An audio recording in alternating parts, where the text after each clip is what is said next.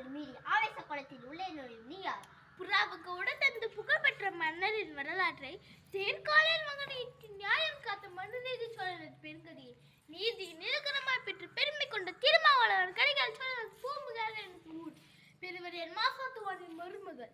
என் பேர் கண்ணகி. உன் முறையீடு என்னவோ? முத்து விலகின்ற 3 கடை சூழ்ந்திருக்கும் தென்னகத்தில் முன்முரசு கொட்டி முச்சங்கம் வளர்த்து முக்கொடியின் நெல்லிலே முத்தமிழை காப்பாற்றும் மூவேந்த பரம்பரையின் பெருமை தன்னை மூளையாக்க முடிப்படைந்த மன்னவனே, எந்தன் முறையீட்டை கேட்பதற்கு முன் நான் யார் என்று முழுவதும் தெரிந்து கொள்க. நீ யார்? கண்ணகி.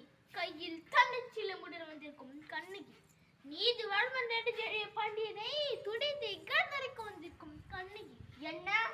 பாண்டிய மன்னா ரோமாபுரியில் கொள்ளுமண்டலத்தில் உனக்கு தூதுவர்கள் இருக்கிறார்கள். இதோ பாண்டியத்து பேரவையிலே கோமாளியர்கள் வீரர்களாகவும் தூதுவர்களாகவும் வீற்றிருக்கிறார்கள். கடல் கடந்து கொடிக்கட்டு அழைகின்ற இந்த கொடிக்கம்பம் விழுந்த விழா அயல் நாட்டாய் கிடந்திருக்கு. உனது கொடுங்கோலில் அவசர தீர்ப்புக்கு ஆளாகி கொலையுண்டு காவலர் மனைவி கண்ணகி நான் என்பதையும் அறிந்திடுக. ஓ, கோவலர் மனைவி சிலம்புத்திரிய கல்வனின் மனைவி. போதும், எங்க அவர் ஆயினும் நாக்காக்க முன்ன நாக்காக்க. யார் கல்வன்? என் கணவர கல்வன்?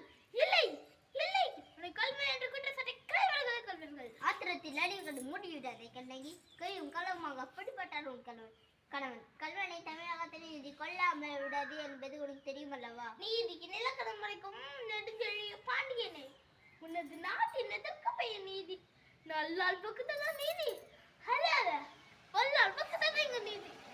அதனால்தான் நான் வணங்குகின்ற தெய்வத்தை என் வாழ்வு கருவூலத்தை சாகுபடிகளிலே தள்ளிவிட்டு கொற்றவனை குடுநிழலில் குந்திரம் முன்பாகனே எண்ணிப்பார். கொள்ளுமண்டலத்தில் சரிக்கப்பட வேண்டிய வழக்கு கோயில் மண்டபத்தோடு முடிவானே. சிந்தியுங்கள், நன்றாக சிந்தியுங்கள்.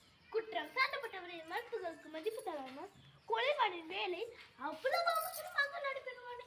இதற்கு பேரா நீதி, இதற்கு பேரா நேர்மை, இதற்கு பேரா நியாயம், இதற்கு பேரா அரசு, இதற்கு பேரா அரங்காப்பு மன்னன். என்ன? கண்ணகி, உன் கணவன் கையில் இருந்தது அரிசி கோப்பெருந்தேவின் சிலம்பு. கோப்பெருந்தேவியின் சிலம்பில்லை, கோபுரந்தேவியின் என்னுடைய சிலம்பு. நம்ப முடியாததுனால் ஏன்